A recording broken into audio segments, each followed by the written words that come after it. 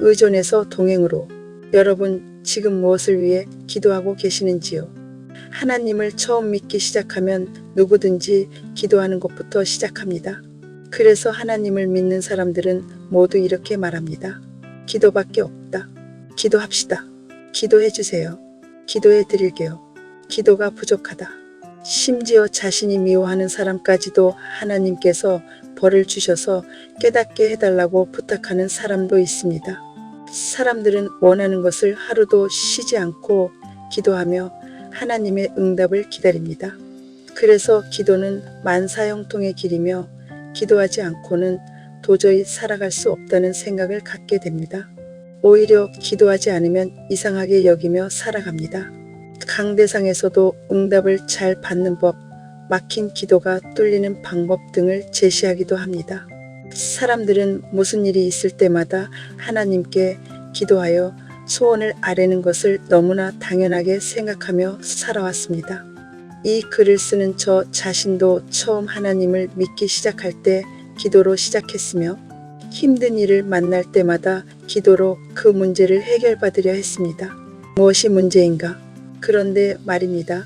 여러분께 묻고 싶은 것은 지금까지 그렇게 기도해서 원했던 것들이 기도한 대로 다 이루어져 잘 살아가고 있는지 매우 궁금합니다.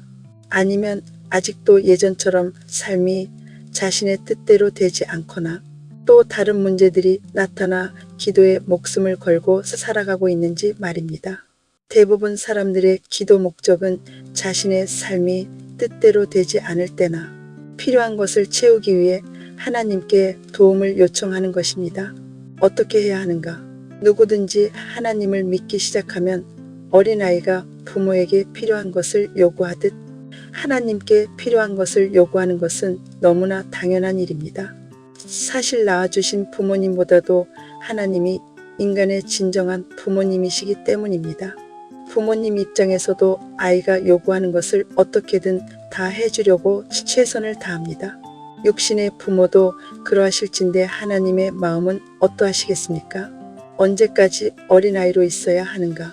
인간은 육신의 부모에게서 어린아이로 태어나 어른이 되는데 그 기간 동안 하나님을 닮아 다시 친부모이신 하나님 곁으로 돌아가는 것이 인간의 이정표입니다.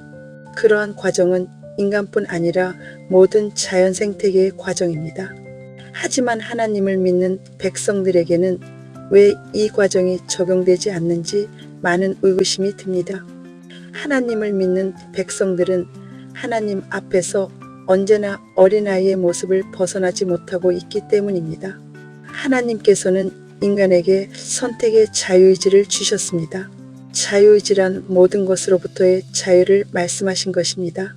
인간이 부모에게서 태어났어도 부모로부터 자유로울 수 있어야 합니다.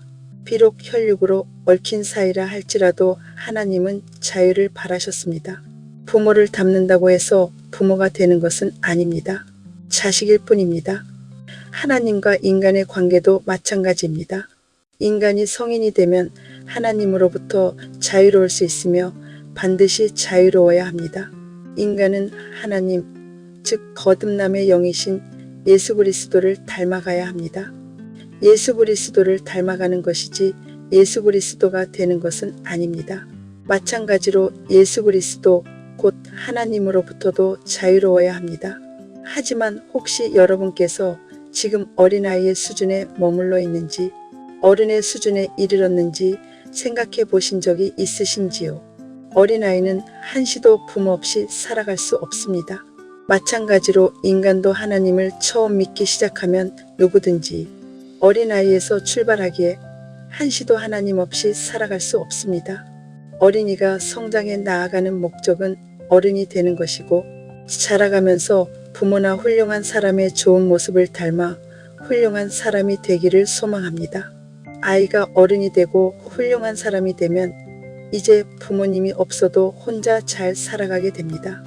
오히려 부모님보다 더 훌륭하게 되어 부모님을 보살피는 자식도 있습니다. 그것이 바로 부모로부터 자유로워진 모습입니다.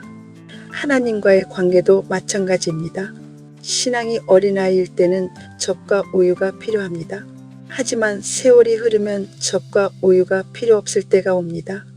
성인이 되면 예수 그리스도를 닮아 예수 그리스도처럼 살아갈 수 있어야 합니다. 어린아이가 어른이 되면 부모로부터 자유로워져야 합니다. 마찬가지로 하나님과 인간의 관계에서도 서로 자유로워져야 하는데 아직도 인간은 하나님께 구걸만 해야 할까요? 요한복음 15장에서 예수님은 말씀하십니다. 나는 너희를 종이라 하지 않고 친구라 한다. 하나님이 진정 원하시는 것은 의존하는 자녀가 아니라 자립하는 동반자입니다. 하나님이 세상을 만드셨지만 그 세상을 인간에게 맡기셨습니다. 동반자라면 받기만 하는 것이 아니라 함께 책임지는 것입니다. 자유의지를 주신 이유가 바로 이것입니다.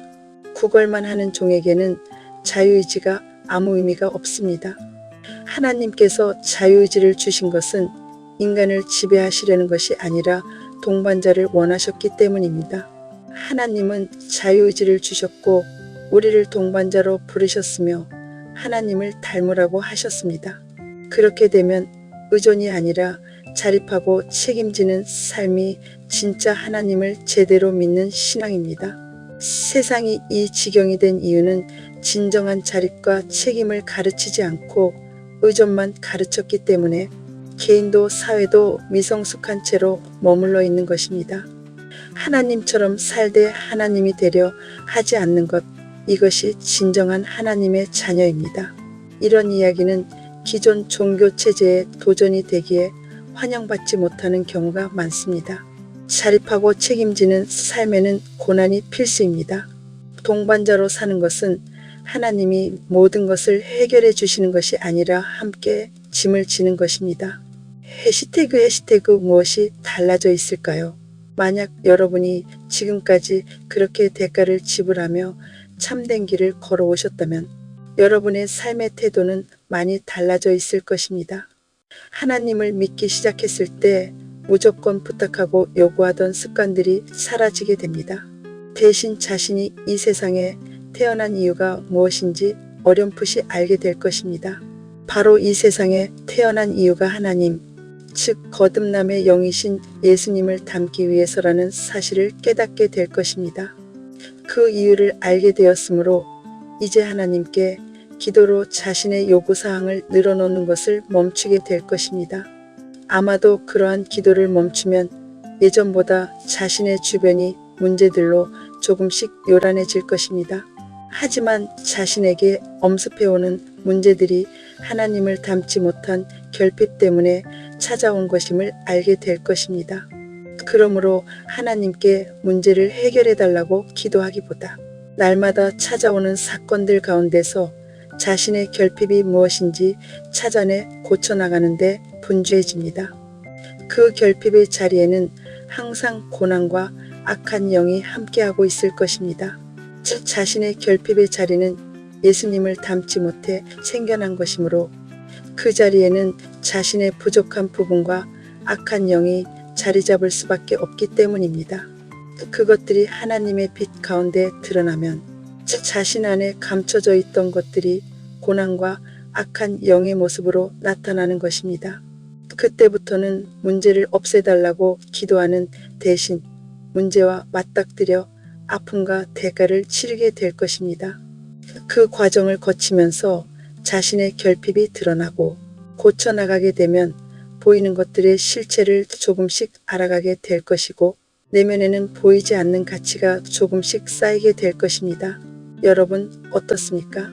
그렇게 되면 문제를 만나도 하나님께 없애달라고 기도하지 않게 됩니다.